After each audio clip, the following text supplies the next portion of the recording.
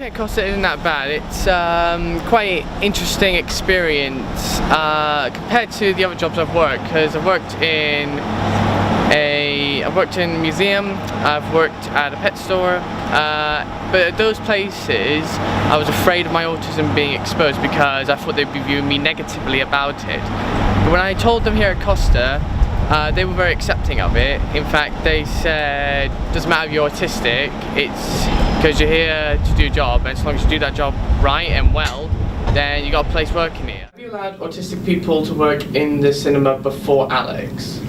I've only worked for Odeon for 14 months now, and in the time that I've been here, nobody has applied for a position that I'm aware of with autism. So in the history before me, I don't know, but in the last 14 months, nobody that I'm aware of with autism has actually applied. Have you allowed autistic people to work in the cinema before Alex? Do you have a policy in regards to this? Yes, we do not have a policy regards to autism. Anyone is welcome, and we have had employees before who have worked here with autism and have excelled in what they do. They're really good at the job, same as sort of everyone else. Okay. Do you find that autistic teens and young adults have it harder to find jobs than other students? Yes, I would definitely agree with that. In my experience, certainly, working with two learners last year, both with autism, one young lady was really keen to go into photography work and also doing public speaking. At that time, she didn't feel that she could seek paid employment. She was concerned that an employer wouldn't understand her needs, perhaps wouldn't be able to make the right reasonable adjustments for her. So to start with, she started off going down the volunteering route. She was doing photography for Bernardo's and various different charities, and I think that was a really good transition for her to build up her experience and her confidence. When they go for a job that they like if they were going to work at a sports centre or something, or a bar, people would probably say, oh, what's your disability? And they say, oh, I'm autistic. And it's like, oh, well, we can't have you because you could have like a fit or a spasm or that sort of thing, or an episode. And that's often not really true, because when you look at how society is nowadays, you don't see that many people having fits or anything like that while they're working.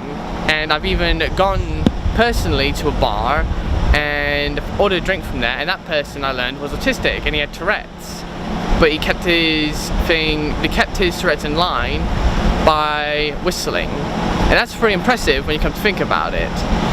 Because everyone has their little quirks when it comes to working, and there's no such thing as normal nowadays because everyone is different. I think Alex has adapted to the situation very well. I think initially it was difficult, potentially because there are so many different circumstances that you can't potentially prepare for before you start working here. It is busy.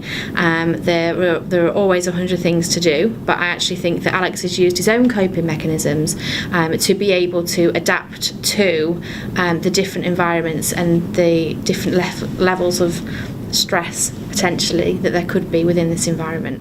I think Alex uses his autism and excels in what he does because he concentrates on detail that people maybe would normally miss. I think that he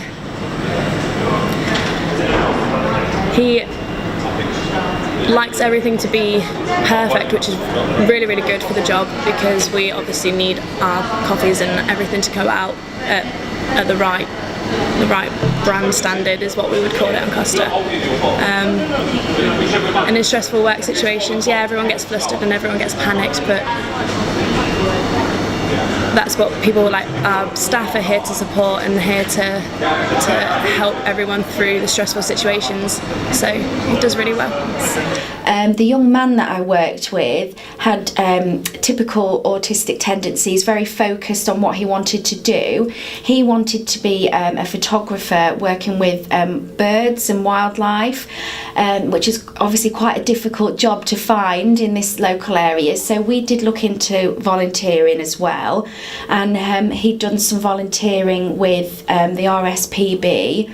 I did try to work with him to look at different interests and perhaps explore different areas, but he was very, very focused on what he wanted to do.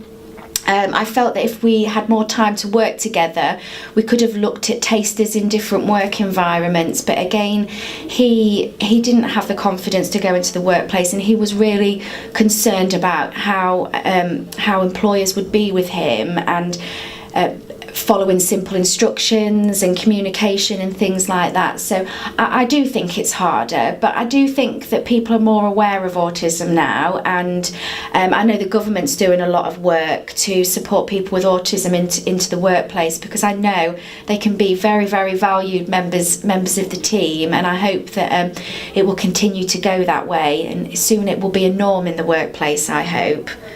What do you think of employers who do discriminate against people with autism? I think they're missing out. I think that we, especially the Odeon, we here in Lincoln, we have a very unique group of employees, including Alex, and I think that employees that would discriminate against an employee with autism would definitely be missing out on the skills that that individual could bring to them. Yeah, it's just all about employers giving autistic teens and young adults, in fact anybody with autism, a chance, because more often than not they'll take that chance and they will use it to do something great and brilliant and be extraordinary, and that'll look good on the company, and the company will do well from that. Now their opinion of autism will change. I think the concept is ridiculous. Anyone should be hired because they can do the job with the right support. They shouldn't be penalised for something that shouldn't be a problem in the first place. It should be something that is actually good about the person, not about what is happening in the workplace. Okay. Have students ever told you that they felt scrutinised by potential employers because of their autism? Yes, they have done. The young lady I was referring to earlier, I know she's sought employment, and she was very, very open about her autism and her needs, and I know that she felt employers have said no to her because of her autism, which is really disheartening and very upsetting to know that that is still happening. But hopefully, employers can be more educated on how to support people with autism in the workplace, and I hope that this is something that will go forward so people don't feel like that anymore. But I certainly think at the minute many young people do feel scrutinised. I feel, well, like I said before, it's viewed negatively because a lot of employers think it's a detriment to their company. Well, it could be a detriment to their company, and some just want to take the chance. Such as one time I applied to work at the collection, and I was at school at the time, so my mum went in my place to, see if I could get an interview with them, and they said, yeah, that's cool. But when it came to asking if I had any disabilities, my mum had to tell me I had autism, and they said, oh no, we can't have a mum then. I was like, why not? Because there's autism. Like, well, you don't know what sort of autism he has. And when my mum did tell them what sort of autism I had, they said, no, we still can't have a mum because he's autistic, and we just don't want to take that chance. So I think it's that sort of attitude that makes it harder for autistic teens or young adults to get a job when it's already hard as it is, to be honest. Okay. And if you could talk to any of these employers, what sort of advice would you give them in regards to recruiting autistic teens or young adults? I would say it's about building a profile of that young person and knowing how to support them best in the workplace.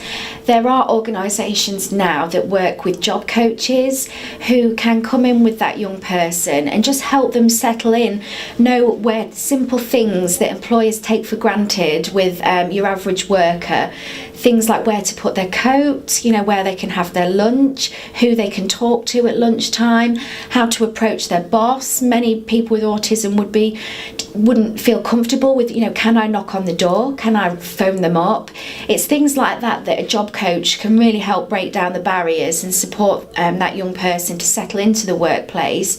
And then the idea is that they would slowly step back until that young person feels comfortable and perhaps picks up a mentor or a buddy in the workplace that can support them. But I know there is a lot of work going on with training job coaches now, and it's something that people can access through Access to Work now, which is really good to see.